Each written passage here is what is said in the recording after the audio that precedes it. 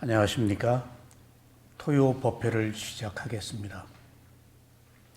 오늘 교재는 사념처 명상의 세계 611쪽입니다. 저희는 지금 불교의 핵심 교리인 사성제 중에서 도성제 8정도를 공부하고 있습니다. 8정도 중에서 제일 먼저 정견과 정사유, 지혜에 관한 부분을 했고, 지금은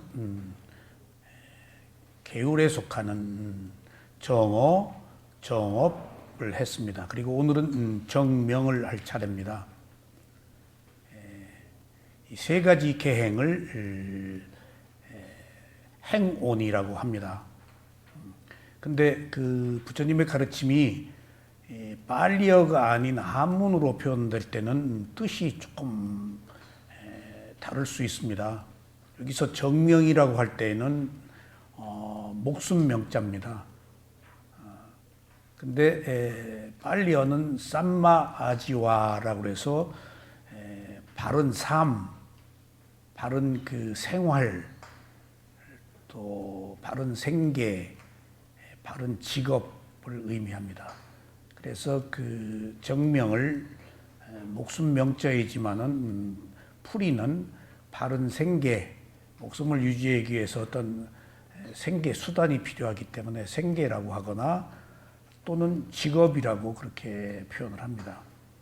빨리어의 뜻이 굉장히 많아가지고 경우에 따라서 어느 상황에 어떻게 해석할 것인가 하는 문제는 수행을 하는 사람들에 의해서 조금 이렇게 선택됩니다. 그래서 오늘은 계행 중에서 바른 말, 그다음에 바른 행위, 바른 말은 정어, 바른 행위는 정업. 업이 의도니까 행위라고 하거든요. 행위는 과보가 있다 해서 바른 행위. 그다음에 정명은 삼마 아지와 바른 삶, 바른 생활, 생계, 직업 그런 의미로 정명이라고 합니다. 그런데 오늘 지금 우리가 공부하고 있는 이 사성제 중에서 도성제인 8정도는 깨달음에 이르는 길로 가는 필수적인 항목입니다. 선택적인 항목이 아닙니다. 그것을 계정해라고 합니다. 먼저 계율을 지키고 집중을 해서 지혜가 나야 됩니다. 그러니까 인간이 어떻게 살아가야 될 것인가 라고 묻는다면은 8정도대로 살아야 하는 것입니다. 그 8정도가 고진멸도 사성제, 도성제이자 불교의 핵심입니다. 그렇게 8정도는 중요합니다. 근데 8정도가 8가지 바른 덕목인데 어느 것 하나만 가지고 안 된다는 사실. 그러니까 세속적인 삶과 출세간의 삶을 함께 아우러서 바른 결과를 얻으려면은 계율을 지키고 그리고 집중을 해서 지혜를 얻는 일련의 과정이 완성되어야 합니다. 그러니까 이것이 시사하는 바는 그냥 세속에서 사는 인간에게 해당되지 않는 출세간까지를 아우르는 삶을 의미합니다. 그러니까 예를 들어 보죠. 여기서 얘기하는 8가지 바른 길이라는 것이 세속의 사람에게는 적용되는 부분도 있고 적용되지 않는 부분도 있습니다. 왜냐하면 아직 출세간의 깨달음을 얻고자 하지 않는 사람, 윤회를 원하는 사람, 그리고 간절히 괴로움을 해결하고자 하지 않는 사람에게는 8정도가 큰 의미가 없습니다. 그냥 계행 하나로 됩니다. 근데 정과 집중과 지혜를 얻어서 본질적으로 괴로움을 완전하게 소멸시키려고 한다면은 8정도를 선택해야 됩니다. 그러니까 이런 그 바른 삶을 살아가는 이런 일련의 그 방법들에 관한 문제도 포괄적 의미에서 불교가 제시하고 있는 깨달음으로 가기 위한 자의 길이라는 사실이 중요합니다. 그러니까 이런 것들을 누가 선택하지 않으면은 큰 의미가 없습니다. 그래서 인간이 어떻게 살아야 될 것인가에 대한 구체적 실천 방법들이 여기 다 나와 있습니다. 그러니까 그 목표와 수단까지가 다 포함되어 있습니다. 팔정도가. 그러니까 그 어느 종교나 어느 스승이나 한 인간이 바른 삶을 살아서 괴로움을 해결하는 문제에 대한 본질적 해답은 부처님의 가르침인 팔정도가 아니면 안 됩니다. 그러니까 어떤 성자도 팔정도 이야기를 못 합니다. 팔정도 이야기를 못 해요. 그러니까 이것은 어떤 그 목적과 수단을 다 포함하고 있는 이야기예요. 그래서 이런 가르침은 세속과 출세관을 함께 아우르는 가르침입니다. 그러니까 지금 우리가 세속에 살면서 세속적 문제도 존중해야 되고 또 그 세속적 삶의 바탕 위에서 출세간의 삶도 지향해야 비로소 깨달음을 얻어서 괴로움을 해결할 수 있다 하는 그런 의미로 세상에서 있는 모든 진리 중에서 가장 으뜸이 되는 가장 완전한 가장 구체적인 실천 방법을 제시하고 있는 겁니다. 그러면은 이제 불교와 비교되는 부처님의 가르침과 비교되는 기독교의 경우를 비교해서는 안 됩니다. 사실은 왜냐하면은 이 성자들의 가르침이 어느 지역에서 태어났느냐, 어느 지역에 있는 사람들을 깨닫게 하기 위해서 그 가르침을 펴느냐, 그리고 그 성자의 수준이 어떻느냐에 따라서 내용이 좀 다릅니다. 그러니까 그 기독교는 서양의 그 척박한 땅에서 지극히 내세적이고 죽으면 천당 간다 하는 의미로 가르침을 폈고, 부처님의 가르침은 이 동양의 초지에서 매우 도덕적 덕목 바탕 위에서 한 인간의 괴로움을 해결하는 문제이기 때문에 매우 현세적입니다. 과학적이고. 그러니까 신화가 없어요. 여기는 신이 없어요. 한 인간의 본질적 문제를 해결함에 있어서 진리이기 때문에 신이 들어가면 진리의 차원과는 다른 길로 가버려요. 어떤 창조주와 피조물 인간과의 관계이기 때문에 어떤 사물의 이치에 부합하지를 못해요. 그런 의미에서 팔정도는 사물의 이치 이런 것들을 통해서 무상고무할 알아서 집착을 끊어가지고 괴로움을 해결하는 모든 문제가 제시되어 있습니다. 그러면 그 모세가 기독교에서 말하는 십계명이 있죠. 십계명.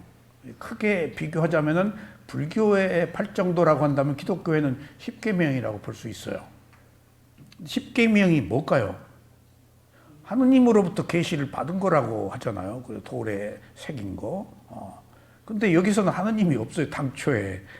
부처님은 인간이기 때문에 신의 아들이 아니기 때문에 스스로 그리고 자기 자신도 믿지 말려고 했기 때문에 사물의 이치인 가르침을 믿으라고 했기 때문에 그런 그 현격한 차이가 있어요. 그러니까 이건 여기서 그 팔정도는 어떤 신화적 요소가 배제된 한 인간의 삶에 녹아 있는 진실 그 자체입니다. 그러니까 이걸 그냥 의례적으로 해석하면 안 돼요. 꼭 이 길로 가야 돼요. 그래야 내가 보호를 받고 고요함을 얻어서 편안하고 그리고 지혜를 얻어서 윤회를 끝낼 수가 있어요.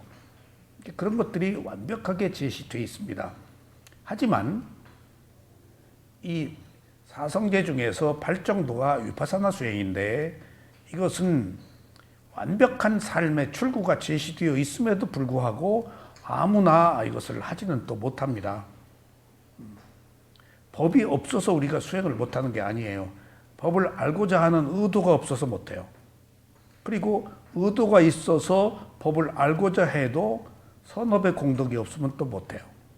왜냐하면 새로운 길이기 때문에, 본질적 길이기 때문에, 그리고 인간이 살아가는 방법과 다른 길이기 때문에, 그래서 모세의 10계명을 한번 비교를 해보죠. 8정도 8가지 불교는, 그리고 기독교는 모세의 10계명이라고 본다면은 그 10계명의 첫 번째가 하느님 외에 다른 것을 섬기지 말라. 딱 양비론적으로 안 된다. 선, 악으로 구별해서 악과 선에서 선을 선택해라. 이것이. 하지만은 부처님이 말씀하신 8정도는 하지 말라가 아니고 피하라, 멀리해라, 계율 같은 것을 지킴에 있어서. 그리고 이것은 양비론적으로 안 된다가 아니고 선택적이에요. 이것도 할 수 있고 이것도 할 수 있다. 강요가 아니에요. 일방통행이 아니에요. 이건 선택적인 거예요. 그래야 세간과 출세간이 함께 아우를 수 있어요. 그러니까 막 강요해서 이거 아니면 안 된다 그러면은 선택이 아니잖아요. 그건 일방통행이에요. 그럼 업을 무시한 거예요. 업을 무시한 거예요. 여기서는 업을 존중해요. 도무지 선업이 없어서 그것이 나와 상관없으면 없는 대로 더 노력해서 그것이 있을 때까지 가도록 노력하면 되는 거예요. 그런 의미에서 불교가 사물의 이치에 귀하는 매우 현실적 문제들을 안고 있습니다. 저는 그 모세 10계명을 하느님 외에 다른 것을 섬기지 말아라 라고 단도직입적으로 하느님의 계시라고 이제 신화적으로 내려온 계율이란 말이에요. 이걸 불교적 관점에서 우리가 팔정도 입장에서 본다면은 하느님 외에 다른 것을 섬기지 말아라 라는 얘기는 법등명, 자등명에서 법이 아닌 것은 선택하지 말아라 하는 의미로 해석하면 돼요. 그걸 하느님과 법이라고 딴 말하고 바꾸면 돼요. 그다음 두 번째가 우상을 만들지 말라거든요. 10계명 중에. 그러니까 그 성자들의 가르침은 시대적으로 그 지역에 있는 어떤 그 역사적, 전통적 가치관, 사상적, 그러니까 그 지역의 사람들을 깨우치기 위해서 하는 말이기 때문에 그 지역의 수준까지를 포함하고 있어야 돼요. 근데 인도는 역사적으로 우파니샤드, 베다라고 해서 부처님 이전에 위대한 철학들이 이미 있었어요. 그리고 힌두교 교리도 바가바트 기타 같은 것을 보면은 전쟁하는 내용들이거든요. 매우 현세적인 이야기들이에요. 바가바트 힌두교 경전이 바가바트 기타예요. 근데 전쟁 얘기예요. 전쟁 얘기예요. 그래서 그 속에서 바른 삶을 살아가는 것. 그러니까 우상을 섬기지 말라라는 이야기를 이쪽 우리가 위파사나 수행자 입장에서 팔정도 입장에서 한번 비춰보면은 관념을 선택하지 마라라는 의미로도 해석할 수 있어요. 지금 불교 우리가 여기서 얘기하는 것은 있는 그대로 놓고 본다라고 할 때 그게 청정이거든요. 근데 사실은 관념은 세속이다고요. 세속에서는 관념이에요. 근데 출세간으로 가려면 실제가 있어야 된다고요. 그러니까 그 기독교에서는 양비론적으로 악은 버리고 선을 선택해야 된다는 일방통행에서 놓고 볼 때는 우상을 섬기지 말아라, 관념을 섬기지 마라. 그러니까 그 매우 공격적이고 극단적인 성향을 띄울 수밖에 없어요. 근데 여기서는 사마타 수행에서는 관념이거든요. 인간이 관념 속에 살기 때문에 관념이 아닌 것을 선택하기는 지극히 어려워요. 지극히. 어차피 우리는 관념 속에 살아요. 그 관념의 극치가 뭘까요? 관념의 극치가 내가 있다는 거예요. 실제는 내가 없어요. 근데 어떻게 내가 없다는 것을 처음부터 우리가 아냐고요. 그런 그 비교해서는 안 되지만은, 그러니까 우상을 섬기지 말아라 하는 이야기도, 예를 들면은 조금 크게 생각한다면은 돌멩이다, 바위다, 뭐다, 뭐 산신령이다, 뭐다, 거기에 사실은 하느님도 포함돼요. 추상적인 거니까, 실체하지 않는 거니까. 여기서는 실체하지 않는 것은 불교에서는 그 자기 그 몸이 아니면은 의지하지 말라라는 얘기거든요. 그러니까 우상을 섬기지 말라는 것도 그 시대에 지나치게 미신적인 요소 때문에 사람들이 어떤 진리를, 예수님의 가르침을, 사물의 이치를 귀의하지 않고 너무 미신적이고, 그리고 번제하고 그러잖아요. 거기도 제사 지내기 위해서 양을 잡아서 목을 쳐서 죽이고, 마찬가지죠. 왜냐하면 신들이 피를 좋아한다라고 생각하고 있었어요. 산목숨을 그냥 쳐가지고 피를 내게 하는, 살생하지 말라 그러면서 살생을 했단 말이에요.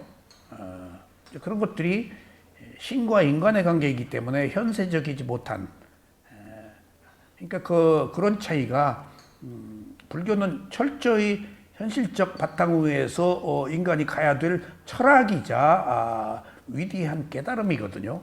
그리고 심리학이자.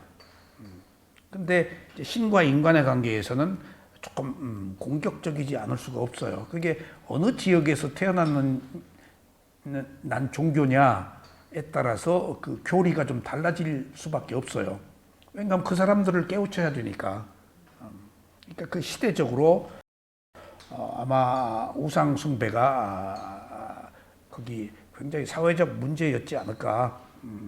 근데 이쪽도 우상은 똑같이 있잖아요. 다 제사 지내고 뭐하고 하는 게 다 우상 숭배고 다 했죠. 그러니까 그런 문제를 놓고 볼 때 저는 우상을 숭배하지 말라라는 이야기를 조금 팔정도 입장에서 보면은 관념과 실제의 문제, 우상은 관념이거든요. 여기는 위파사나는 리얼리스트잖아요. 뭐 그런 차이로 조금 이해하면 되겠다. 그리고 세 번째는 신의 이름을 함부로 부르지 마라. 십계명에 그런 게 있어요. 모든 걸 신의 뜻으로 하지 말아라. 부처님도 나를 믿지 말라고 그랬잖아요. 나를 보려면은 내 가르침을 따르면은 나를 본다. 그러니까 신의 이름으로 뭔가를 하고, 신의 이름으로 하고 나쁜 짓 한단 말이에요. 신의 이름으로 면죄를 받고, 신의 이름으로 예를 들면 뭐 면죄부 사가지고, 그것도 한 수단이죠. 이제 면죄부 사가지고 이제 바티칸 그 로마 교황청 베드로 성당 지키기 위해서 팔았는데, 그런 경우도 마찬가지죠. 신의 이름으로 뭘 한 거 아니에요. 이거 사면 천당 간다. 그래서 제가 베드로 성당 가봤는데, 그 피에타 그 마리아가 이렇게 예수님 안고 있는 거, 늘 거기 사람이 제일 많더라고. 조그만해요. 그렇게 크진 않고. 그러니까 너무 아름답고 너무 거창해서 저는 그것 때문에 바티칸, 그것 때문에 신교가, 마르틴 루터가 종교개혁을 해서, 그 전에는 천주교밖에 없었어요. 그래서 이제 그 종교개혁이 이루어진 거, 칼빈, 루터, 뭐 이제 그런 종교, 그리스 뭐 정교, 뭐 기독교가 그렇게 막 떨어져 나갔단 말이에요. 그러니까 신의 이름으로 뭔가를 했기 때문에, 그 베드로가, 아니 루터가 그 독일 사람이잖아요. 독일 사람이기 때문에 독일 사람들은 굉장히 분석적이고 현세적이고 과학적인 측면이 있어요. 그러니까 이태리는 조금 우리와 같이 감성적이고, 로마는. 그러니까 이제 그거 낱낱이 비판하려고 그래서 파문 당해서 종교개혁 일으킨 거예요. 뭐 잘못된 거 비난해야죠. 이런 10계명에 입각해서라도.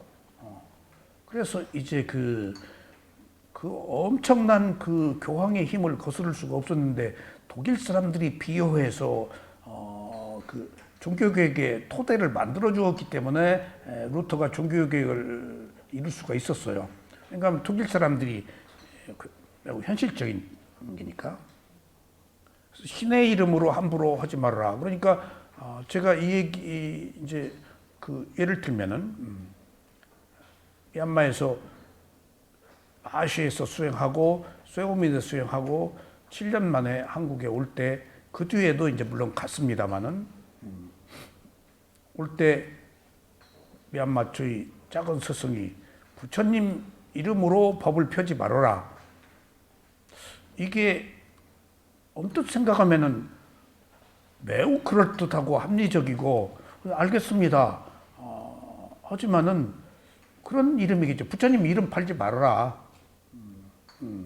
법을 얘기해라. 라는 의미로도 해석이 되겠죠. 하여튼 부처님 이름으로 수행을 하지 말아라 하는 얘기가 제가 지금 얘기한 부처님이라는 하나의 그 어떤 그 생명의 우상화, 절대적 힘, 그거 남용하지 말라는 뜻일 수도 있고, 또 너무 부처님을 내세워서 또 부처님을 우상화하지 말라는 뜻일 수도 있고, 뭐 여러 가지 해석이 되겠죠. 그래서 가끔 그 생각이 나요. 너 부처님 이름으로 법을 펴지 마라. 그리고 또 한편으로는 이게 부처님의 법이다. 이게 부처님의 법이다. 하면은 부처님을 믿지 않는 사람들이 부처님이라는 법이라는 것에 대해서 타소는 저항할 수 있으니까 그냥 거기 있어서 말하면 되지. 있어서 말하면 되지. 애써 이게 부처님의 법이다. 이게 부처님 법이다가 할 필요도 사실은 없는 거예요. 그런 것들은 제가 어디서 느꼈는가 하면은 지금 정인연마 천주교 까리타 수녀원에 가서 지금 이 위파사나 강의를 할 때 제가 부처님 얘기를 잘 안 하려고 그러는데 어떻게 하다 보면 나와요. 근데 그게 어떤 그 기독교 수녀님들이 운영하는 알코올 센터에 가서 종교를 떠나서 한 인간의 괴로움을 해결하는 문제를 해결하는 그 수단으로 이 법이 명상이 필요하다는 의미로 출처를 밝히는 의미로 부처님 얘기를 나도 모르게 하면은 어떤 경우에는 그쪽에서 싫어하기도 해요. 나는 했는지 안 했는지도 무심히 모르는데 거기 듣고 있던 사람이 수녀님한테 가서 저 선생님이 여기 와가지고 부처님 얘기하고 있다고.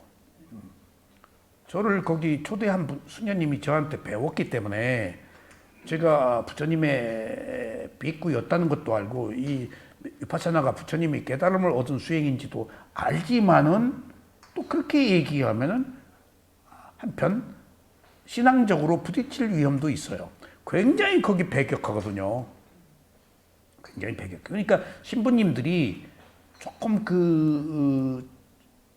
다른 종교의 어떤 그 교리를 받아들이려고 하면은 다 거기서 막아요. 그러니까 위험하니까. 위험하니까. 그래서 미리네에서도 어떤 그 여자분이 뭐 무슨 신통한 힘이 있어서 조금 초능력을 행하고 할 때에도 천주교는 극력 배제하거든요. 그런 거. 2000년 된 종교예요. 천주교가. 이런 기독교하고 좀 달라요. 역사적인 체계 토마스 아퀴나스로부터 쭉 그리고 그 해방신학 남미에 쭉 끊임없는 변천을 겪어요. 그 궤도 수정을 하고 계속 바뀌어요. 캐톨릭이. 그러니까 지금 살아남아 있는 거예요. 로만 캐톨릭이. 그러니까 그런 점에 있어서 미리네 거기서도 신부님이 그 능력이 있는 사람은 조금 비호하니까 전주교에서 딱 잘랐어요. 그렇게 못하게. 그리고 이런 위파사나 이야기를 존중하는, 인정하는 스님도 계시는데 외국 스님이 거기서 그런 말 못하게 해요. 그리고 또 감리교 목사님이 그 미국에, 카나다에 계시다가 제가 한국에 처음에 아바타라는 그 이렇게 그 해리 팔머가 만드는 그 명상을 미국에서 한국에 처음 들어왔어요. 근데 한국에 처음 시작할 때 10명이 이제 모여서 시작을 했는데, 취산 선생이라는 분이 들여왔는데, 근데 그때 내노라 할 만한 사람들이 10명이 모여서 그걸 했어요. 다 괜찮은 수준 있는 사람들. 그 중에 목사 한 분이 아바타를 배우러 왔더라고요. 그래가지고 그 아바타가 이런 동양의 위파사나 메디테이션을 합리적으로 분석해서 정신적 상태가 어느 단계에 이르도록, 알파 상태에 이르도록 하는 그 프로그램들이 과학적으로 다 이렇게 그 스텝 바이 스텝으로 밝혀져 있어요. 그래서 제가 여기서 한국명상원에서 수행 시작할 때, 수행 중간, 수행 끝날 때 제가 리드하는 것들이, 제가 서양 사람들이 명상을 할 때 단계적으로 도입 부분으로 해서 단계적으로 들어가도록 하는 과정들을 이미 서양 사람들은 만들어 놨어요. 근데 여기서 딱 앉아서 호흡만 보라고 그러잖아요. 밑도 끝도 없이. 동양은 전체로 들어가고 서양은 분석하니까. 그래서 그런 다양한 서양 수행 명상을 제가 했었기 때문에 이것을 하면서도 어떻게 하면은 호흡을 보느냐, 그리고 어떤 과정을 거쳐서 어떤 상태까지 알파 상태에 이르게 하느냐 하는 그 서양 그 프로그램들을 제가 응용해서 여기 한국명상원 수행 프로그램을 만드는 거예요. 여러 가지를 제가 해봤었기 때문에. 그러니까 그 목사님이 아바타를 제가 해보니까 매우 다 분석이 돼 있어요. 분석이. 심리학자가 만드는 프로그램인데. 그러니까 그 분석이 돼 있으니까 사실은 어떤 게 문제냐. 힘이 들어설 자리가 점점 없어지더라고요. 모든 것들이 조건에 의해서 다 우리가 모르는 그 마음들이 다 해체돼서 다 증명이 되니까. 그러니까 자꾸 어떤 초능력이나 신이 개입될 여지가 자꾸 과학으로 들어가니까. 그래서 근데 우리가 현대 교육을 받았기 때문에 이해가 된단 말이에요. 그러니까 야, 이게 옳다 해서 그 공부를 할 때 이렇게 제가 그때 신과 인간의 관계에 있어서 매우 합리적인 어떤 바른 견해의 토대를 이룰 수가 있었어요. 아바타로. 정신에 대해서 누구도 말한 바가 없잖아요. 그러니까 거기 상당히 분석이 돼 있어요. 근데 해리 파머가 사마타 수행한 사람들이더라고요. 위파사나는 또 아니에요. 그러니까 뭔가 그 호두 껍질 속에 뛰어나오지는 못했어요. 지금 돌이켜 보면은.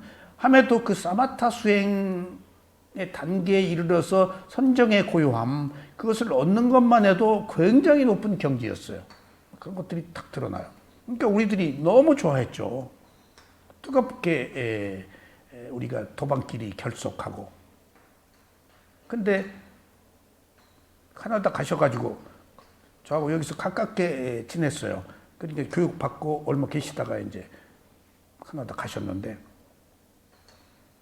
자기가 만든 교회예요. 교회 그렇게 목사들이 만들잖아요.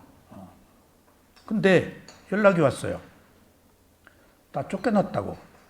뭔 소리야 그랬더니 여기서 배운 이야기를 다 얘기했단 말이에요. 그러니까 장로들이 귀신 붙었다고. 쫓아났다고. 그래서 내가 10분 이해를 했어요. 자기 교리와 어긋나면은. 그러니까 그게 진실이고 사실임에도 불구하고 우상숭배라는 이름으로 여기서 지금 신의 이름으로 하지 말으라 하니까 신의 이름에 입각한다면은 신의 이름이 아닌 것은 지금 귀신 붙은 거예요. 그러니까 우리는 내가 얘기했잖아요. 너무 그렇게 강조하지 말라고. 그리고 나중에 한국도 오고 그러셨어요. 그러니까 쫓겨났다고 그러더라고. 어떻게 쫓겨났냐? 그러니까 장로들이 쫓았대요, 자기를. 꼼짝 못하고. 그러니까 뭐 선량한 목사니까 여기 오셨죠. 그러니까 뭐 그런 것들이 얼마나 종교란 이름으로 우리가 배타적으로 이것이 아니면 안 된다는 양비론적으로 하고 있는가. 그러니까 어느 의미로 이 종교가 진리는 아니죠. 종교가 역기능과 순기능을 함께 가지고 있다는 사실. 근데 우리가 말하는 이 팔정도는 역기능이 없어요. 다 순기능이지. 중도기 때문에 어느 것도 내치지 않기 때문에 이것이 아니면 안 된다고 하지 않기 때문에 선택적이기 때문에 싫으면 그만두는 거야. 이거 아니면 안 돼. 없어요. 왜 그런 얘기를 했을까요? 부처님이 가능한 일이 있고 가능하지 않은 일이 있는 거다고요. 그게 왜 그럴까요? 업이기 때문에 손에 쥐어져도 모른단 말이에요. 그 사람 어쩔 수 없어요. 그걸 어떻게 하냐고요. 아직 때가 안 됐는데 조건이 성숙되기를 바라야지. 그래서 법을 펴서 자기가 선택해서 받아들이는 사람에게만 법이지 그렇지 않은 법이 아니에요.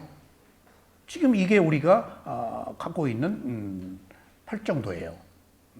이것은 선택적인 거예요. 그런 의미에서 일방통행이 아니고 쌍방통행이단 말이에요.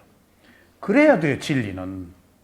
그러니까 그럴 수밖에 없었던 것들이 그 바탕에 12연기의 원인과 결과가 있기 때문에 아직 때가 안 된 사람은 이거 어쩔 수 없어요. 때가 된 사람이 선택하는 것이에요. 그런 본질적 문제를 안고 있는 겁니다. 우리가 가고 있는 이 팔정도가. 그리고 네 번째는 안식일을 지켜라.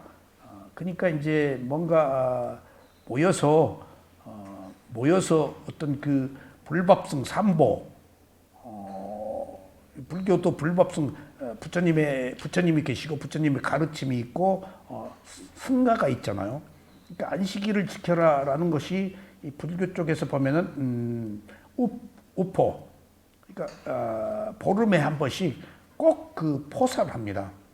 포살이 이 계행을 지키는 컴패션 참회예요. 아항 아우소하고 다 교황이나 주교도 신부한테 고해성사하거든요.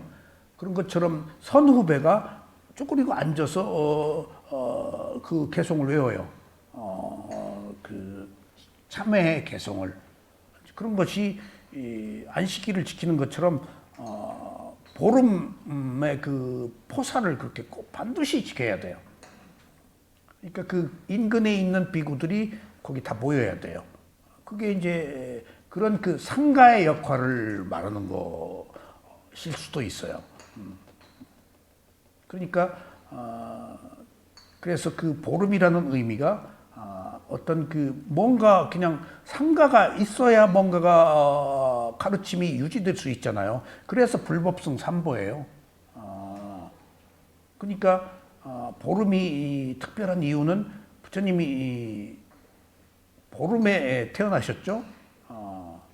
그래서 지금 우리가 초파일이 아니고 보름에 이제 아산 마하위하라 선언에서 금년부터는 웨삭데이를 거기서 할 계획입니다. 웨삭데이가 더없이 좋은 날.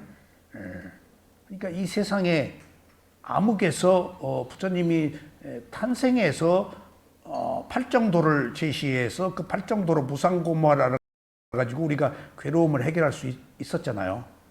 그래서 외삭이란 말이 좋은 날, 근데 더없이 좋은 날, 이거보다 더 좋은 날은 없다. 그러니까 이제 보름이 그런 의미로 불교에서 자꾸 보름 찾는 이유는 그 다음에 성도도 보름에 하셨고 열반도 보름에 하셨어요. 세 가지가 다 보름에 해당됩니다. 그러니까 우리 초파일은 언젠가 보름으로 바뀌어야 되지 않겠는가. 그리고 유엔에서 음력 4월 15일을 부처님 탄신 기념일로 정해 있어요. 웨삭데이라고. 유엔에서 행사가 있습니다. 유엔에서 기념일로 지정한 날이에요. 그래서 금년에는 초파일날 여기 행사는 안 하고 이제 스리랑카 스님이 주재하는 마하라 위하라 선원에서 한번 그 부처님 탄신 기념일 행사를 한번 하려고 그래요. 제가 유엔 종교 기구에 하나 만들어 가지고 거기 하려다가 유엔에서 몇 년 동안 강력하게 종교 기구를 유니세프다 뭐다처럼 하나 만들려고 그랬는데 미국하고 유럽 기독교인들이 반대해서 그 성립이 안 됐어요. 그것을 계속해서 노력한 사람은 후세인 왕이었거든요. 그러니까 이 사람하고 섞이기 싫은지 자꾸 그 종교 기구를 하나 유엔 산하 기구를 하나 만들자 했는데 한 번은 EU에서 반대해서 뭐 계속 후세인 요르단 왕이 사우디 돈 가지고 막 그 열심히 노력을 하더라고요. 거기 세계 NGO 몇백 개가 모여서 굉장히 거기 힘을 보태고 계속 소통하고 그랬어요. 제가 그래서 여기 써붙인 게 저겁니다. 거의 NGO들이 모여서 이미 거의 정기 자금이 다 돼 있었어요. 저도 가입을 했다고요, 한국 저 이름으로. 그 이제 다음 해에 된다. 그래서 굉장히 종교 화합을 다루는 그 기구 하나 생기면은 훨씬 그 힘을 받고 또 여러 가지 행사가 이제 생기고 종교 화합이 조금 더 가까워질 수 있었는데도 그 다음에 미국에서 반대해 버렸어. 그리고 나서 앞으로 더 이상 이것을 유엔 총회 의제로 다루지 말자까지 해버렸어요 또. 그러니까 종교라는 게 얼마나 다루기 어려운 문제인가. 지금 여기서 그 목사님이 쫓겨난 것처럼 다른 얘기 한다고. 그러니까 그런 의미가 우리가 종교가 어떤 그 예수님의 이름으로 아름다운 문화, 교육, 과학 그런 것들이 아주 그 인류사에 뛰어난 순기능을 하기도 했지만은 한 인간의 폐쇄적 정신, 고집, 집착, 눈을 가리는 그런 역기능도 또 있다고. 그리고 신의 이름으로 전쟁하고 또 신의 이름으로 사람 죽이고 그러면 그게 정의예요. 종교 전쟁이 그런 게 아니에요. 십자군 전쟁이다 보다가 그러니까 이겨도 배척하고. 그러니까 여기서 지금 그 하느님의 다른 것을 섬기지 말라는 의미를 제가 해석을 이렇게 해야지 극단적이고 배타적이지 않은 가르침이다 이 얘기예요. 여기 이것들을 불교적 관점에서 해석하면은 이것들이 하지 말라라고 해서 극단으로 가버리면 그렇지 않은 다른 문제들이 발생한단 말이에요. 아닌 사람은 어떡할 거예요? 땅끝까지 복음을 하면 어떡할 거예요? 다 문화를 말살해야 되네? 하느님의 제자가 되어야 하네? 그거 매우 위험한 거예요. 문화를, 의식을, 전통, 가치관을 그럴 수가 있을까요? 그럼 다 개종시켜야 돼요. 거기서 전쟁이 일어나잖아요.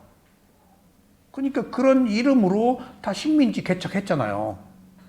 식민지 개척해서 종교 딱 가가지고 하느님 다 아들들을 만들어가지고 세뇌시킨 거 아니에요, 지금 통치하기 위해서.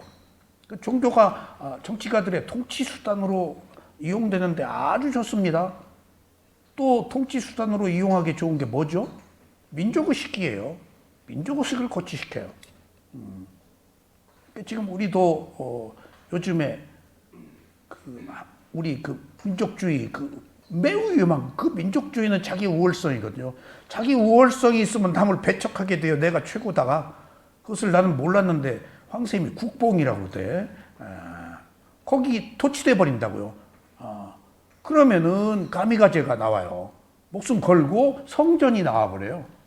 그 얼마나 어리석은 짓이고 우매한 짓이에요.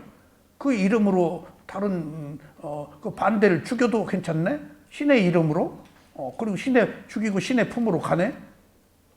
그러니까 이런 것들이 민족주의다 이런 것들이 불교적 입장에서는 나도 없는데 민족이 어디 있어? 지금 우리가 가고 있는 이 길이 얼마나 위대한 부처님의 가르침인 것이 부처님이 아자타사투 왕이 석가족 멸망시키려고 2번 갔는데 2번 다 부처님이 가로막았잖아요. 길 가운데 앉아 계셨다고요. 못 가게. 그러니까 세존이시여 길을 터주십시오. 그러니까 딱 앉아 계셔요. 부처님을 집 밖으로 못 갔다고요. 3번째 또 치러 갔는데 그게 다 업이에요. 정말 어쩔 수 없는 업이에요. 갔는데 세존이시여 길을 비켜주십시오. 그러니까 부처님이 비켜줘요. 싫어 가라고. 그거 뭐예요 부처님이? 보니까 석가족이 멸망할 업이 왔어요. 사키야족이. 부처님이 어떤 그 업의 흐름을 바꿀 수 있는 유예는 시켰지. 근데 자기가 살고 있는 그 자기 종족이 멸망되는 것을 그냥 손 놓고 길을 터준 꼴이에요. 그러니까 이 세속의 이 흐름, 이것은 위대한 성자라도 어떻게 할 수가 없어요. 우리가 그걸 알아야 돼요. 푸틴이 우크라이나 전쟁 일으킨 것도 지금 끊임없이 반복되는 인류사의 약육강식의 한 그 업의 과보로 원인과 결과로 흘러가고 있는 거예요. 이렇다 저렇다 할 거 없어요. 내가 거기서 벗어나서 나의 행복, 나의 평화, 나의 고요함을 찾으면 되는 거예요. 세속은 그렇게 흘러가요. 세속이 그렇게 흘러간다고 해서 우리는 괴롭지만은 우리에겐 출세관이 있잖아요. 몸과 마음을 알아차려서 나의 청정함을 얻는. 지금 우리가 배우는 팔정도가 바로 그거예요. 세상의 일이 어떻든지 나는 내 길을 가는 것, 나의 선택. 세상은 어떻게, 부처님도 어떻게 못했다니까? 예수님은 십자가에 못 박혀 돌아가셨어요. 못 박혀 돌아갔다가. 못 가라나 존자는, 나는 그것도 오해했는데, 못 가라나 존자가 다른 거 믿다가 이쪽으로 왔잖아요. 사리부라고, 부처님한테. 그러니까 저쪽에서 배교했다고 사람을 사가지고 목련존자를, 신통제일의 목련존자를 2번 죽이려고 그랬는데, 한 번은 열쇠 구멍으로 빠져나오고, 한 번은 지붕으로 빠져나오고, 3번째 죽이러 왔는데, 나는 그것을 내 나름대로 해석을 했는데, 이제 죽을 때가 와가지고 싹 도망가려다가 보니까 신통한 힘이 빠져가지고 꼼짝없이 잡혀 죽은 줄 알았어요. 그런데 아니야. 부처님이 업의 과보를 보고 석가족이 군인들이 전쟁을 일으키는 것들을 터주었듯이 목련존자도 딱 보니까 신통한 힘이 사라진 게 아니야. 죽을 업의 때가 왔어. 그대로 받아들인 거예요. 맞아 죽었잖아요. 그냥 그걸 그냥 이미 죽은 거예요. 그냥 그래가지고 뼈마디를 다 추스려서 그냥 거의 반 죽음을 죽었다가 이제 하고 부처님한테 가서 고하러 갔잖아요. 그래서 법문을 하라고 했더니 큰 신통한 힘을 마지막 한번 쓰고 내려가지고 법문하고 거기서 부처님 앞에서 열반했죠. 그러니까 그걸 누구 힘으로 막냐고요? 업의 과보를. 그러니까 현실적으로 받아들일 수밖에 없는 것은 우리가 받아들여야 돼요. 특히 죽음이다, 불행이다, 뭐다, 그 고통, 올만한 것은 올 수밖에 없는 것들을 받아들이자는 게 지금 우리 팔정도예요. 사성제 팔정도예요. 이미 올 수밖에 없는 것은 오도록 돼 있으니까. 그리고 이제 안식일을 지켜라 하는 것도 우리가 보름이다 해서 그 우포 참여해서 일단 상가가 할 수 있는 어떤 일들 그런 의미로 해석하면 되겠어요. 그리고 이제 부모님을 공경하라, 이제 공경하라, 살인하지 마라, 간음하지 마라. 이것은 5개 있죠. 여기 또 도둑질하지 마라, 간음하지 마라, 삿된 음행을 하지 마라. 근데 삿된 음행, 여기서는 삿된 음행을 피하라, 멀리해라. 그러니까 어쩔 수 없는 것까지도 여기서는 세속에까지를 아우르니까. 그러니까 하지 않았을 때, 만약 했을 때에도 잘못을 알아서 안 하면 돼. 예. 그러니까 하지 말아 했을 때는 하면 낙인이 돼버려. 여기는 낙인이 없어요. 우리는 점진적으로 안 한 쪽으로 가면 되는 거야. 도둑질 안 한 쪽으로. 우리는 할 수밖에 없기 때문에, 도둑질 할 수밖에 없기 때문에, 할 가능성이 있기 때문에, 하지 말라 그러면 더 하고, 하지 않을 수가 없는 세속적인 현실적 문제들이 있기 때문에. 그래서 계율은 선택이지 목적이 아니다는 거예요. 어느 경우에, 예를 들어 봅시다. 어느 경우에 누가 누구하고 만났어? 근데 부처님이 이렇게 놓고 보니까 쭉 업의 과정으로 내가 누구하고 살아. 누구 만났어? 근데 안 만날 수가 없어. 이 사람 과거생에 부인이었어 또. 그 전전생에 무슨 뭐였든지. 그러니까 피치 못할 업의 과보로 끌어당겨서 또 만나니까 부처님은 다 보내. 이렇게 만나도록 돼 있구나.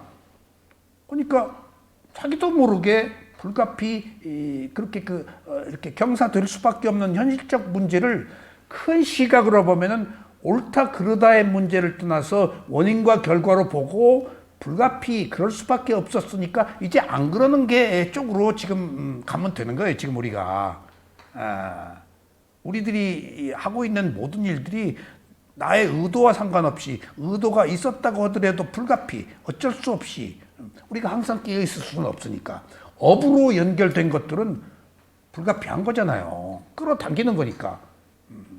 그러니까 이런 현실적 문제를 궤도난마한식으로 잘못이다 낙인을 찍으면 깨달음을 얻을 수가 없어요.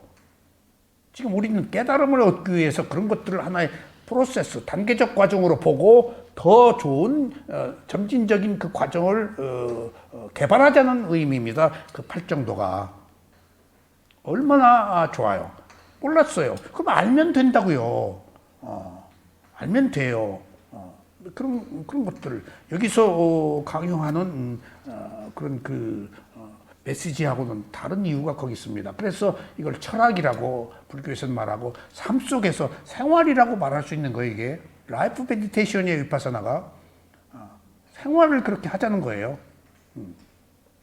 어떤 종교적 차원이 아닙니다. 이건 종교라는 것이 그러니까 한문은 조금 위험해요. 종교하면은 으뜸이 되는 가르침이거든요. 마루종자. 그러니까 으뜸이 되는 가르침은 불교밖에 없어요. 딴 것들은 가르침이 아니고 신을 믿는 거잖아요.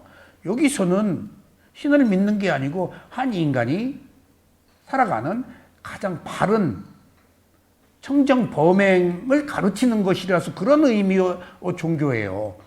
그러니까 기독교를 종교라 그러면 안 되고 이슬람을 종교라 그러면 안 돼요. 뛰어난 가르침 아니에요. 그건 신과 인간의 관계지.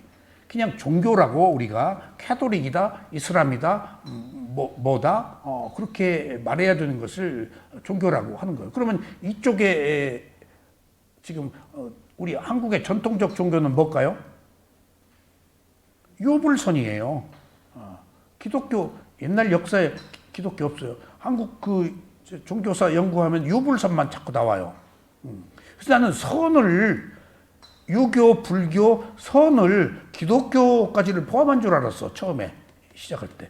그랬더니 그 도교야. 기독교는 동양에 들어오기 전에 오랜 동안의 종교를 유불선으로 계속 얘기를 하더라고. 이제 유불선 기가 들어가야 되겠지. 이제 중국의 도교가 노자, 장자 사상이거든요. 공자는 이제 유교고 도덕적인 거. 그래서 도둑질해 마라. 그리고 거짓으로 증언하지 마라. 남의 것을 탐내지 마라. 하는 것이 모세의 십계명이지만은 물론 이것과 유사한 불교는 개정해로 나누어서 먼저 도덕적으로 청정을 유지하고 그 다음에 의식을 고양시키기 위해서 사마타나 위파사나 수행으로 집중을 하고 그런 집중의 상태에서 무상고무아의 지혜를 얻어서 한 인간의 삶의 그 과정이 완성되는, 그래서 괴로움이 해결되는 것들을 제시하고 있는 거예요. 그러니까 질이 다르죠. 차원이 다르다고. 이것은 부처님이니까 이렇게 하신 거예요. 그러니까 외삭대의라고 하는 것들이 이런 누구도 말할 수 없는 인간이 살고 있는 한 최고의 가치, 단 하나의 출구를 말했기 때문에 부처님이 단신 한 날을 더없이 좋은, 이거보다 더 좋은 날이 없다라는 뜻으로 외삭대의라고 합니다. 보름날 같이 가자고 자꾸 지금 이렇게 하는 거예요. 안 가기만 해봐라. 네. 그래서 우리가 팔정도 오늘은 정명, 바른 직업인데 한문으로 보면은 명이 목숨명이다. 근데 빨리어는 쌈마 아지와라고 그래서 목숨이 아니고 삶, 생활, 그 다음에 생계, 직업이라는 의미로 정명하면 바른 직업을 의미합니다. 그 삶을 유지한 수단, 살고 있으면 뭔가 행동을 해야 되니까 그런 그 의미로 이해를 하시면 되겠어요. 자, 한번 본문을 들어가 봅시다. 지금 처음에 제가 읽는 말은 부처님의 말씀입니다. 비구들이여, 611쪽이요. 그러면 무엇이 정명인가? 성스러운 제자는 그릇된 생계를 버리고 바른 생계로 살아간다. 여기 이제 생계가 아지와이죠. 직업, 생계, 비구들이여, 이것을 정명이라고 한다. 이제 요 부처님의 말씀을 제가 이제 조금 구체적으로 풀이를 할게요. 그래서 여기서 말하는 정명은 바르다 하고 목숨명은 바른 직업을 의미합니다. 바른 생계. 정명은 바른 직업으로 생계를 유지하는 것입니다. 생계라고도 해요. 여기서 생계를 위해서 돈 벌어야 되잖아요. 근데 부처님은 돈 벌지 말라, 사랑하지 말라, 지혜 얻지 말라고 안 했어요. 돈 벌어야죠. 사랑해야죠. 근데 필요 충분 조건. 그러니까 살기 위해서 돈을 벌어야죠.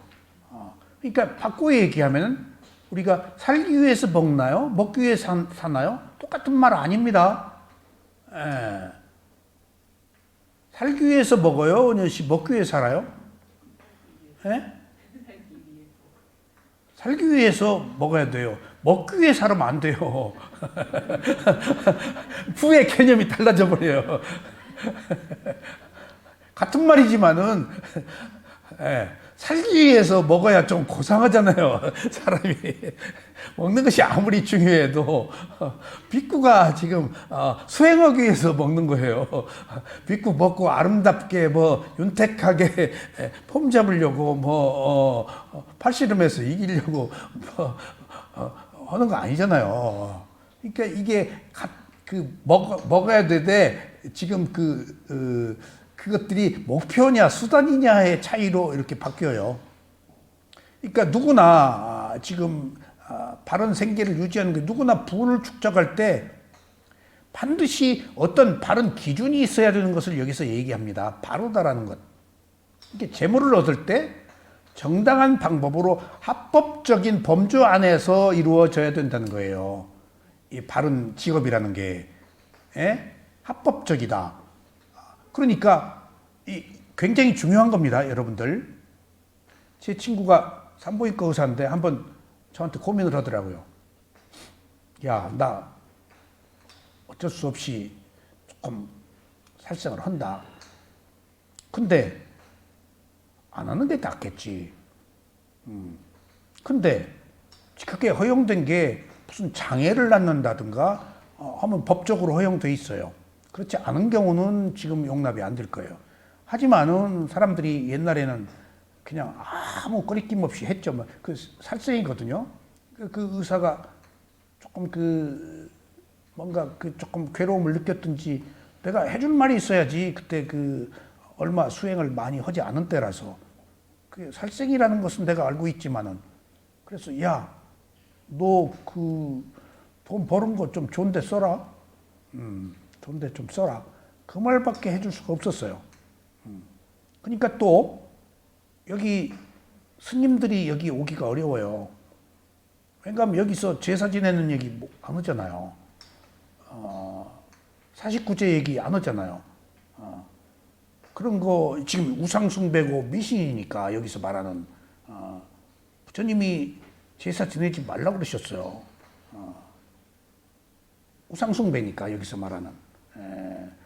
거기서 죽은 자가 어디 태어나서 약발이 간다 그러면은 환생이지 재생이 인정되지 않잖아요. 그러니까 교리상 어긋나요, 이게. 우리 어머니가 돌아가셨어. 어디 있어. 그럼 우리 어머니 아니야.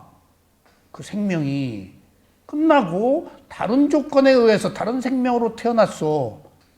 헛다리 짚고 거기다가 아무리 빌어도 의미가 없어. 이미 우리 어머니는 돌아가심으로써 끝났어. 다른 조건으로 다음 생명이 태어났을 뿐이야.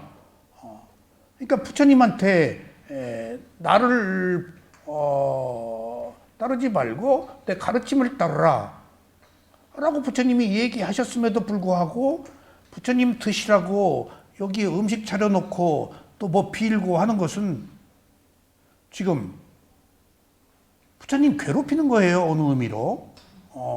그리고 죽은 자가 산자의 음식을 먹을 수가 없어요. 불교에서. 이게 불교가 현실적이고 합리적이에요. 어떻게 죽은 사람이 산자 음식을 먹어요? 사이클이 다르고 파장 세계가 다른데. 그런 문제들. 그러니까 부처님한테 뭘 빌어. 부처님의 말씀에 입각해서 본다면은 부처님한테 합격시켜 주세요. 취직시켜 주세요. 부처님이 그런 능력이 없다니까. 그런 것을 누구 도와주고 신통한 힘으로 부처님은 괴로움을 해결하는 방법을 알려주는 분이야. 만약 그런 부처님이 있어서 내 자식을 합격시켜줬다? 그럼 다른 자식 떨어뜨렸네? 그거 잘못이요. 내가 빈다고 내 자식 합격시켜? 내가 빈다고 돈 벌게 해줘? 그럼 다 빌어야지. 아무것도 하지 않고 빌기만 해야 돼, 그냥. 그럼 다 오네? 얼마나 모순이에요, 이게. 현실적으로.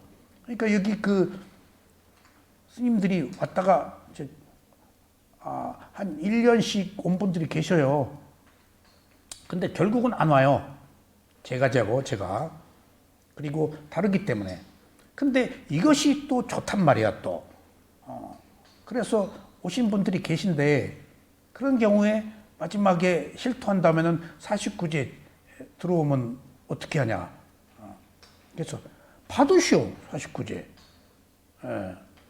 그것이 비불교적인 요소일 수도 없지만은 대성에서 하고 있다면 절 운영을 위해서, 그리고 그 사람이 문화적 현상이니까 제사가 그건 옳고 그름의 문제가 아니고 전통적인 어떤 문화적 현상을 애써 그러지 말고 절 운영이 안 된다는 거예요. 그럼 받으시오. 그리고 사념처 수행은 법문하시오.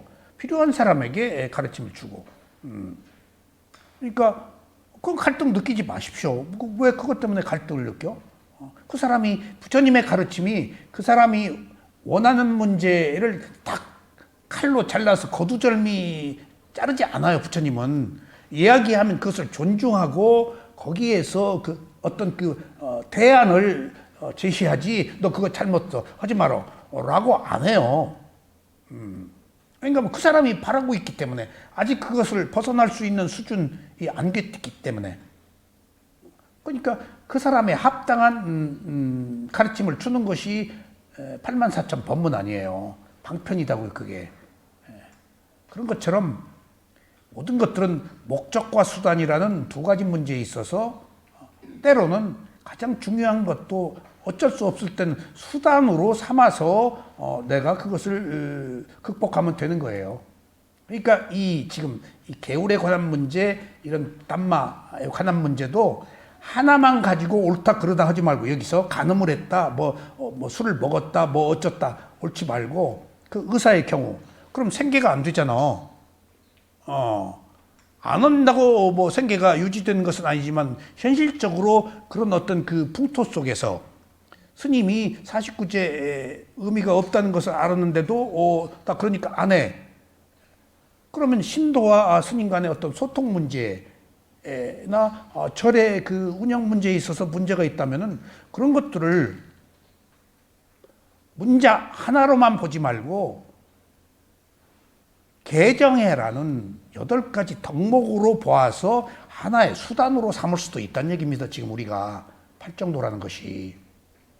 그러니까 하지 마라, 섬기지 마라, 뭐 안식일 지켜라, 이런 그 일방적인 이야기가 아니고, 우리들의 팔정도는 선택적이고 수단으로 삼아서 큰 틀에서 8가지의 덕목을 조합해서 지키도록 노력하는 겁니다. 지금 이게 너무 여러분들이 이런 그 팔정도를 준수하고 따르도록 가지 벗어났다고 해서 자책을 하거나 문제를 삼거나 그러면 또 자기 자신도 비하하게 되고, 지키지 않는 사람을 또 배척하게 되니까 그것이 깨달음으로 가는데 장애라는 것들입니다. 지금 우리는 깨달음을 얻고자 가고 있잖아요. 그런 모든 잘잘못을 용서할 수 있고, 또 다음에 더 잘할 수 있도록 계속 하나의 과정으로 놔둘 때 우리가 더 발전하는 것이, 지금 내가 어떻게 바로 팍 깨달을 수 있냔 말이에요. 현실적으로 생긴 문제들을 잘못도 수용할 수 있어야지. 그런 의미에서 불교가 속죄와 진죄, 세속과 출세관을 함께 아우르는 것이다. 그래서 그런 큰 의미이기 때문에 깨달음이 가능한 거예요. 아셨죠? 그래서 재물을 얻을 때 정당한 방법으로 합법적인 범주 안에서 이루어져야 돼요. 또 내가 얻고자 하는 것이 있을 때 평화적으로 얻어야지, 강제로 얻거나 폭력을 사용해서는 안 되죠. 그러면 이제 식민지 지배하는 거예요. 센 놈이 약한 놈 때리는 거예요, 지금. 푸틴. 센 놈이 약한 놈 때리면은 센 놈만 사는 세상이네. 그러니까 지금 핀란드다, 그 스웨덴이다, 뭐 이런 나라는 워낙 스웨덴이 대국이었는데, 지금 핀란드 뭐 스웨덴 땅이었거든 다. 오스트리아도 거대한 대륙인데 다 잘라졌잖아요 지금. 인도도 다 잘라지고, 네팔, 파키스탄 뭐 전부, 미얀마도 인도권이었어요. 붙어 있잖아요. 저 파키스탄하고. 그러니까 힘센 놈이 최고인데, 핀란드는 독립할 때 러시아가 늘 위험이니까 절대 중립지키겠다. 그래서 핀란드 얘기를 계속해요. 중립지키겠다 하고, 이제 대신 조건이 있다. 침범하지 말아라. 그러다가 이번에 치니까, 힘센 놈이 오니까 지금 나토, 스웨덴 다 가입하고 있잖아요. 역으로 지금 당하고 있는 거예요, 러시아가. 힘센 놈이 지금 힘자랑 한 거예요. 러시아만 힘센 놈이 힘자랑 한 거 아니에요. 독일이 1차 대전, 2차 대전 힘만 생기면 독일도 침략해요. 힘이라는 게 그렇게 무서운 거예요. 힘이라는 게. 그런 것처럼 옳고 그런 게 없습니다. 그래서 이런 포괄적 측면에서 전체적으로 볼 때 바른 삶, 바른 직업이 바른 삶을 의미하거든요. 그 바른 삶이라는 것은 한 개인의 삶일 수도 있고, 한 국가의 삶, 가정의 삶까지를 다 아우르는 거겠죠. 그래서 이익을 얻되 평화적으로 얻고, 강제로 얻지 말고, 폭력을 사용해서는 안 되고, 또 정직하게 얻고, 사기나 속임수를 써서는 안 되고. 왜? 이렇게 함으로써 남에게 피해를 끼치지 않고 남에게 고통을 주지 않는 선에서 이루어져야 한다는 거예요. 그게 내 거냐고요. 내가 얻어도. 그러니까 나와 남에 있어서 나만 생각하는 것이 문제 있나 봐요. 그러니까 항상 마지막에는 자아예요. 모든 것 민족주의예요. 모든 것들이 마지막에는 자아예요. 나 때문이에요. 내 민족 때문이에요. 그러면 이성을 잃어요, 사람들이. 잔인해지고. 그러니까 이런 모든 것들을 하면은 나만 하면은 남들이 고통을 겪잖아요. 끼치지 않아야 된다는 거예요. 바르다는 것이 의미가. 자, 그렇다고 놓고 본다면은 내가 폭력적이고 거짓말로 하고 뭐 무슨 합법적이지 않고 일방적으로 하고 해서 뭔가 부를 누렸어. 진짜 부는 그러지 않아서 얻는 부가 진짜다고요. 그러니까 수행자들은 어떤 사람들이에요? 수행자들은 마음이 부자들이에요. 그 부, 수행자가 충만한 마음, 그 부를 얻어야 돼요. 그럼 재벌들, 돈 많은 사람들은 어떤 가난한 자들이에요. 얻고도 늘 굶주림에 차 있어요. 근데 우리는 없기 때문에 가진 사람이 가지고 있는 굶주림이 없어요, 우리는. 그러니까 누가 가난한 자고 누가 부자냐고요. 여기서 물질을 얘기함에 있어서는 가진 것들이 현세적으로 부자이겠지만은 우리가 출세간의 입장에서는 마음이 고요한 자가 부자다고요. 그리고 우리가 출신 성분도 내가 금숟가락, 뭐 흙숟가락 아니에요. 자기 행위가 신분이에요. 행위가. 돈 있고 좋은 가문에 태어나고 좋은 부모 밑에서 그 사람들이 그 하는 뭐 사회적 일탈들, 오만함 그런 거 보잖아요. 불행이에요. 그 사람이 얼마나 불행하게 살아요? 그거 행복 아니에요. 그러니까 세속적 기준과 출생안의 기준이 이렇게 다르다고요. 그러니까 부가 실제 세속적인 물질적 부를 얻더라도 이런 과정을 거쳤을 때 그것이 진짜 부지, 이런 과정을 거치지 않고 얻은 부는 독이다고요. 그러니까 바꾸어 얘기하면은 제가 말씀드린 이런 일련의 전체적인 과정에 부합해서 얻은 돈일 때 이게 진짜 내 돈이고 그게 오래가지. 그 지위가. 그렇지 않은 것은 계속 허물어지고 무너지고 순식간에 사라져버려요. 썰물처럼. 순식간에 사라져버려요. 오늘 아침에 초등학교 1학년 다니는 애들이 어떻게 벌써 그런 교육을 받는지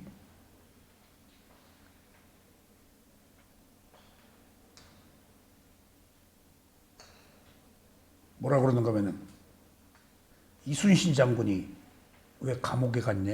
그래서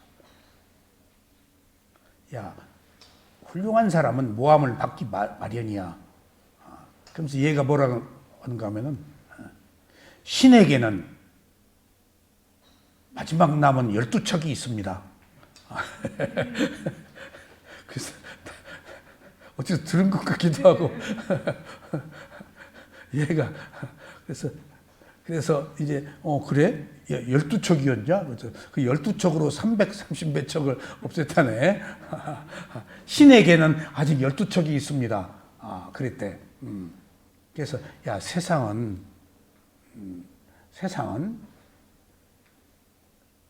항상 바른 일을 한다고 해서 인정받고 존중받는 거 아니야. 그것을 혐오하고 방해하는 사람들이, 시기한 사람들이 있기 마련이야.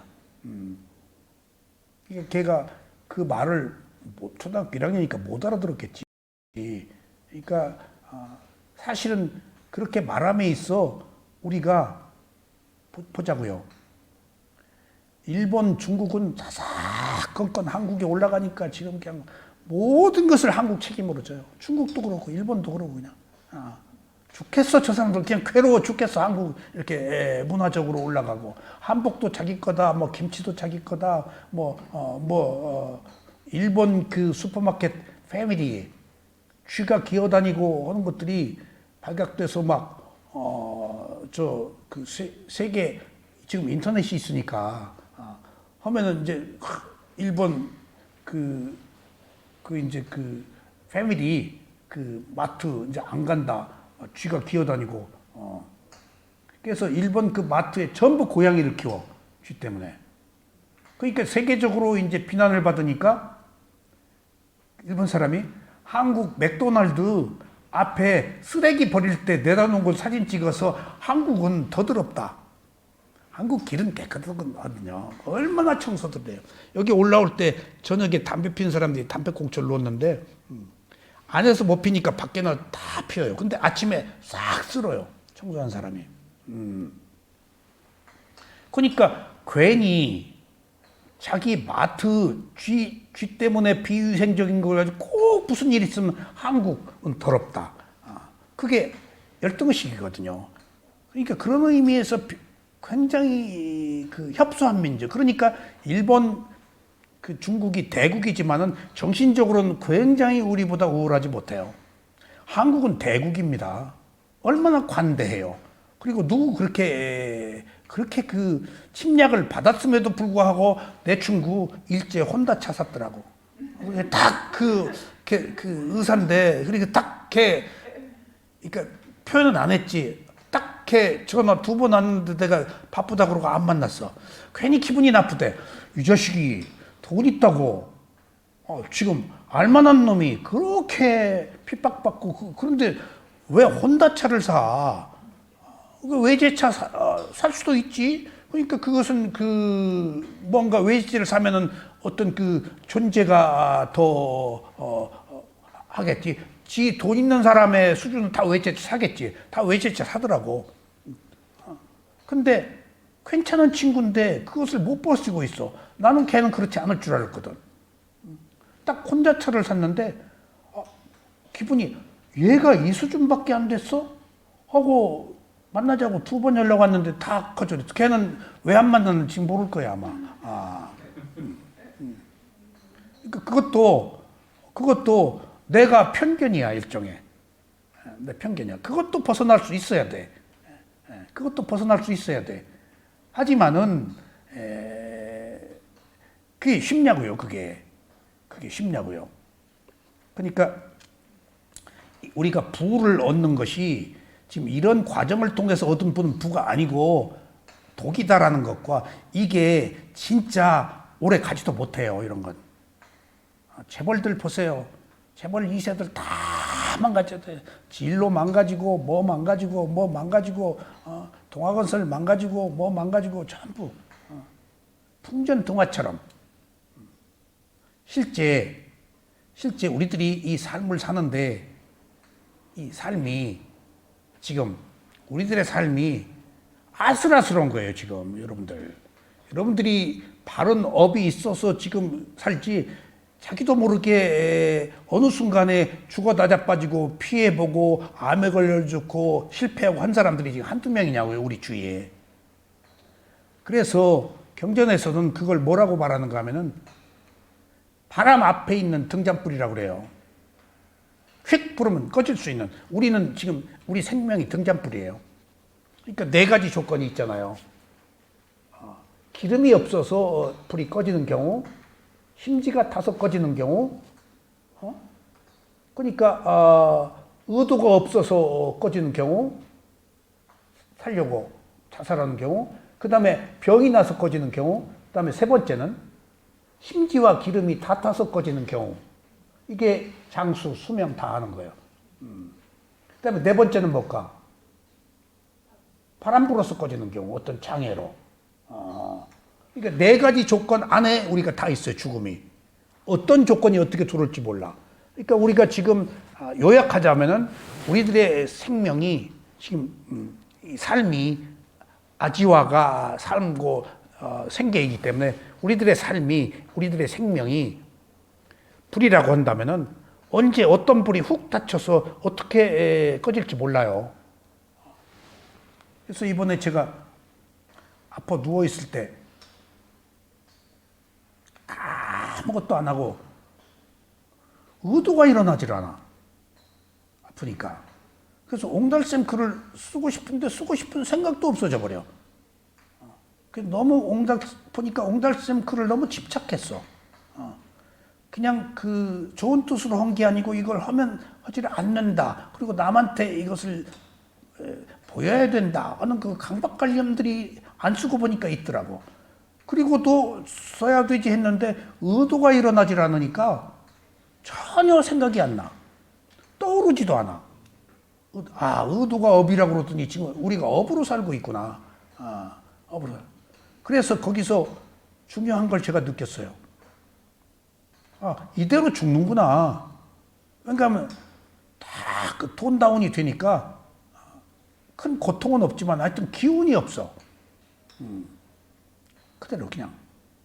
그러니까 꿈속에서 딱 죽는 것을 두려워하는 꿈을 깨고 나서 꿈속에서 그랬네.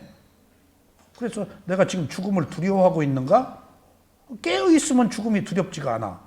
찬찬히 정말 내가 죽음이 두렵지 않은가? 라고 생각했는데 죽음이 두렵지 않을 수밖에 없는 조건이 성숙되더라고요. 내가 수행을 해서 그랬는지 아니면은 불가피 그런 조건이 성숙되어서 그랬는지는 알 수가 없지만은 죽음이 두렵지 않은 조건은 뭔가 하면은 기운이 없으니까 살고 싶은 생각도 없어. 기운이 없으면 암세포도 안 번진대. 기운이 없으니까 산다 죽은다가 의미가 없어져 버려. 그냥 받아들일 수밖에 없어. 이러다가 죽지. 근데 딱 하나 느낀 게 있어. 이러다 죽지. 여기저기서 전화가 오는데 다 안 받아서 목소리가 세고 통화를 할 수가 없고 근데 아무렇지도 않아. 죽는 게. 아, 이렇게 소리 없이 조용히 죽는 거구나. 사람이 다 단절돼 버리고 꼴깍 숨 안 쉬면 죽는 거 아니야. 근데 거기서 제가 느낀 것이 아하, 죽기 전에 고통이 있어서 죽음을 아직 두려워하지 않는다든가 또 기운이 쭉 빠지니까 살고 싶은 생각도 없어. 그렇게 해서 불가피 그러니까 힘 바닥바닥 하는 막 생선같이 있으면은 지금 죽는데 팔딱팔딱 뛰다 죽을 노릇이지. 얼마나 힘들어. 근데 기운이 없으니까 팔딱팔딱 뛸 힘이 없으니까 받아들여야지 어떻게.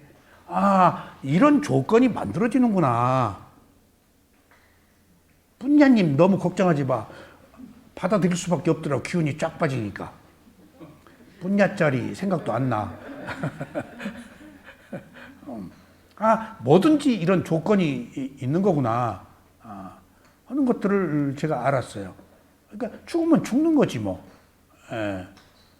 그런 것처럼 우리가 당하지 않은 상태는 우리가 헤아리기가 어렵습니다. 이게 당하면은 아무것도 아니에요. 당하면 아무것도 아니에요. 두려워하지 말자고요. 자, 그래서 이제 본문으로 갑니다. 611조. 바른 이제 세 번째 줄. 바른 직업은 무기 거래, 생명체 거래, 도살업, 독약 거래, 술이나 마약 거래를 하지 않는 것입니다. 그리고 부정직하게 획득한 것, 사기, 배신, 점술, 속임수, 고리대금업은 바르지 못한 생계수단입니다. 이 외에 줄과수행자들이 계율을 어기는 위선적 행위도 잘못된 생활에 속합니다. 특히 생명체 거래는 도살을 위해 동물을 사육하는 것이나 노예매매, 매춘을 위해 사람을 사고 파는 행위도 포함됩니다. 여기서 점술, 사주팔자, 관상, 무속 이런 것도 포함되는데 사실은 사주팔자, 관상이 업의 과보예요.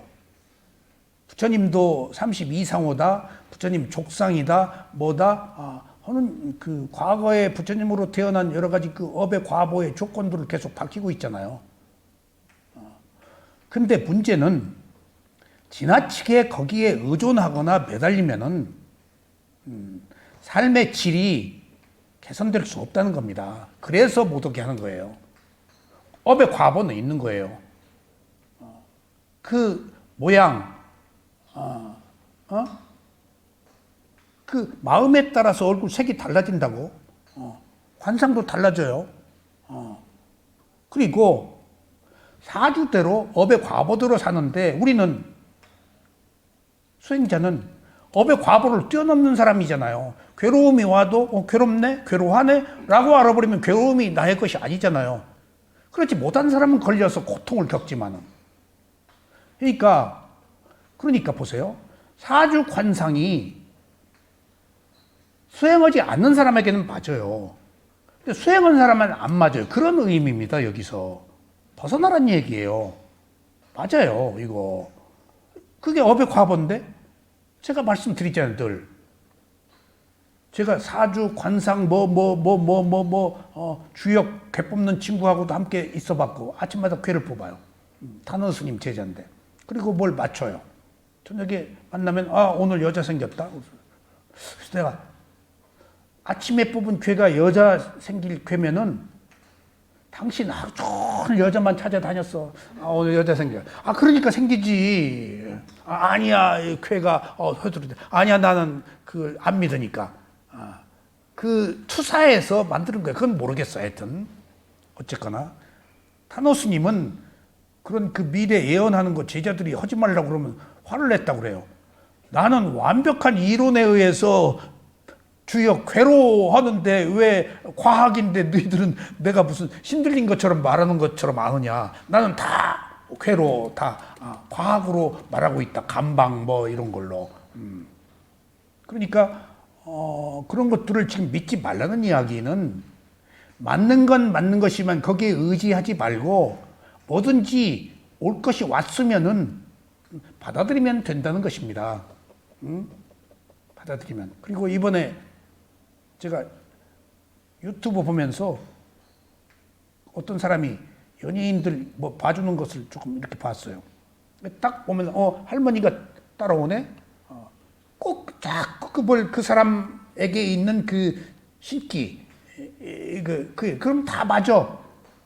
근데 그 사람이 본 샤만 무속인이 본 그 사람은 그 할아버지다 할머니다 그 어린 동자다 뭐다가 붙어. 귀신이 붙는 거지. 그럼 귀신이 그 사람한테 있을까? 없어요. 그러면 그 사람이 본 그 할아버지 할머니 그 동자는 뭐야? 그 사람 마음속에 있는 이미지, 의식 속에 저장되어 있는 정보를 색수상인식의 상의 이미지로 만들어서 보는 거예요. 인간은 오온이 수상에 있잖아요. 상으로 떠버리는 거예요. 그런 능력이 있어요. 그 사람이 가지고 있는 의식 속의 이미지, 기억 속에 있는 그 이미지가 있잖아. 그것 꺼내보는 힘이 있는 거예요. 그리고 그것을 이미지를 리미타, 표상으로 만들어서 보는 거예요. 산신령이다 뭐다. 그래서 부처님은 상으로 보지 말아라. 상으로 보지 마라. 사마타가 그래서 신통이 생겨요. 작두 타고 뭐하고 하는 것이 그 힘이야. 사마타 수행하면 상으로 하는 거예요. 사마타는 리미타, 표상으로. 부처님은 계속 그 얘기를 해요. 상으로 보지 말고 느낌으로 와라. 상으로 보면은 야생, 짐승, 초월적 존재, 도깨비, 귀신. 초월적 존재는 뭐야? 하느님이다, 산신령이다, 관세음보살이다. 이거 생겨버려. 그리고 야생, 짐승 연계돼 있어. 방울이다, 사슴이다, 부채다 하는 것은 무속과 연결돼 있어요. 이미지로, 상징적으로. 방울 흔들잖아요. 그 다음에 초월적 존재, 하느님이다, 뭐다. 다 자기가 만드는 표상이야. 귀신 얘기도 나와. 있지도 않은. 그리고 상으로 보지 말고 느낌으로 봐라. 그러면 상으로 봤을 땐 이미지가 생겨서 그런 얘기 한두 마디 할 수 있지. 느낌으로 보면 그런 것들이 보이지 않기 때문에 무상고부화를 말한다고, 지혜를. 그것들은 봐서 뭐 할 거야? 그 해결해줘? 꺼내서 보고 개선의 방법이 있겠지. 조심해라. 이미지가 딱 오겠지. 근데 그거보다도 어떤 것이 오든지 지혜로 있는 그대로 받아들이면 되는 거야. 그 사람이 본 언제 무슨 수가 있으니까 조심을 하고 그래. 조심을 해요, 우리가? 금방 듣고 나오면 잊어버리는데 어떻게 조심해요? 근데 우리는 어떤 현상이나 상으로 보지 않고 느낌으로 봐서 무상고 무아로 보면은 내가 느낌의 노예가 되지 않고 법으로 보면은 뭐가 왔든지 왔네? 왔네? 왔네. 이미지를 만들지 않으면은 내가 나를 투사하지 않는다고요. 이미지를 만들면 내가 투사해버려요. 몸주가 생겨버리는 그 사람이. 그 할머니, 할아버지가 몸주가 되는 거예요. 내가 산신령 하면은 산신령인데 몸주가 돼. 자기가 만드는 표상에 의해서 자기가 하는 말, 이 몸주가 무슨 말을 해? 자기 말이에요. 말해놓고 자기가 이런 구조를 모르니까 말해놓고 자기 생각이 투사해서 여기 지배를 받아요. 시키는 대로 해야 돼요. 우리 두려움이 많잖아요. 부정적인 얘기. 그럼 내가 부정적인 하면 죽어요. 막. 그러니까 다 몸이 아파요. 그 사람들이. 그걸 하지 않을 수가 없는 게 자기가 투사해서 그 자기가 투사한 고정관념이 불안, 두려움이잖아. 그러니까 거기에 의해서 그 몸주에 의해서 그 불안, 두려움이 그 투사되어서 지배를 받는 거예요. 그러니까 누가 누구를 괴롭히냐고요. 나의 기억이 나를 괴롭힌다고요. 나의 업의 과보가 나를 괴롭히는 거예요. 그러니까 과보대로 사는 거예요, 이게. 정말 과보가 아닌 게 없어요. 정말 부처님이 밝혀낸 이 업이라는 게 얼마나 중요하다는 것을 내가, 업이 아닌 게 없구나. 내가 모르게 하는 모든 행동은 과거에 한 행위에 대한 과보로 판단하고 행위하고, 그러니까 나한테는 선택지가 없어요. 지금 이 수행을 하면 선택지가 생겨요. 받아들이고 알아차리니까. 알아차림이 있으면은 거기 경사가 안 돼버리고 그 빠지지 않잖아. 그렇지 않으면 빠져버려요. 두렵고 불안하고. 알아차리면 안 두렵잖아요. 하나의 현상으로 보니까, 법으로 보니까. 이게 우리가 수행을 해야 되는 이유예요. 이 길이 아니면 안 된다는 이유가 거기 있어요. 이 길밖에 안 돼. 알아차리는 길밖에. 그러면 딱 차단돼 버려요. 업의 과보가. 알아차림이 새로운 선한 업이기 때문에. 어떤 가속도에서 딱, 그리고 모르고 사는 100년보다 알고 사는 하루가 좋다는 게, 지금 모르면 무지로 살잖아. 알아차리면 새로운 원인을 만들잖아. 이게 우리가 팔정도 위파사나 수행을 해야 되는 이유입니다.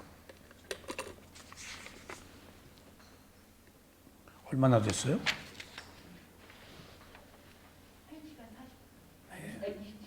네. 그래서 오늘 바른 생계를 끝내려고 그랬는데, 그래서 조금만 더 하겠습니다. 그래서 도살하는 것, 노예나 매매춘, 사실은 여러분들 물고기 잡는 것도 바삭바삭바삭 뛰잖아요. 그 살기 위해서 하는 거예요. 웬만하면 살생하지 않는 게 좋아요. 그리고 반드시 바람 앞에 등불이에요. 어떤 우리가 한 잘못이 어떤 위험 속에서 어떤 결과가 올지 몰라요. 이미 여러분들 알게 모르게 그런 위험을 다 거쳐왔어요. 근데 죽진 않았잖아요. 또 언제 어떤 위험이 올지 몰라요. 내가 그러니까 늘 바른 행위를 해서 바른 과보가 오도록 해야 돼요. 그러니까 돌이켜보면은 식민지 침략하고 잔혹하게 죽이고 뭐고 하는 문제들이 오랜 흐름을 통해서 과보로 한 민족에게도 오더라고요. 한 인간에게도 오고. 이것은 정해진 수순이에요. 잘못하면은 나쁜 거 받는다는 것. 그러니까 우리가 좋은 일 하면은 좋은 거 받잖아요. 나쁜 일 하면 나쁜 거 받고. 그러니까 좋은 일을 할 때에도, 여러분들 좋은 일을 할 때에도 매우 중요한 문제예요. 베푸는 것이 관용자의 지혜. 에서 보시, 지계, 수행을 하는 것이 선행을 완성하는 거죠. 보시도 해야죠. 그 다음에 계율도 지켜야 되고. 그러면 지혜가 나요. 이때 이 보시도 재물보시, 몸보시, 몸보시, 법보시, 수행도 보시 있는데, 이 또 보시도 가난한 사람한테 줄 것이냐, 지혜가 있는 사람한테 줄 것이냐 하는 게 또 달라요. 응? 사회를 환원하더라도 수준이 높은 사람에게, 수준이 높은 단체한테, 지혜 쪽에 가까운 사람한테 하는 것이 그 사람들이 그 단체에서 그 보시를 받아서 더 좋은 한 인간의 선업을 증장시키는 쪽으로 더 화려하게 꼽힐 수 있는 쪼개다 하면은 그 공덕이 커요. 똑같은 보시가 아닙니다, 절대. 그러니까 부처님한테, 아라한한테 공양을 올리는 보시가 그렇게 크다는 거 아니에요. 최고다는 게. 그러니까 뭐 최고로 아무 욕심이 없는 완성된 사람한테 보시를 할 땐 플러스 알파 증장된 공덕이 그렇게 크다는 거예요. 그러니까 경전에 그런 얘기들이 계속 나오잖아요.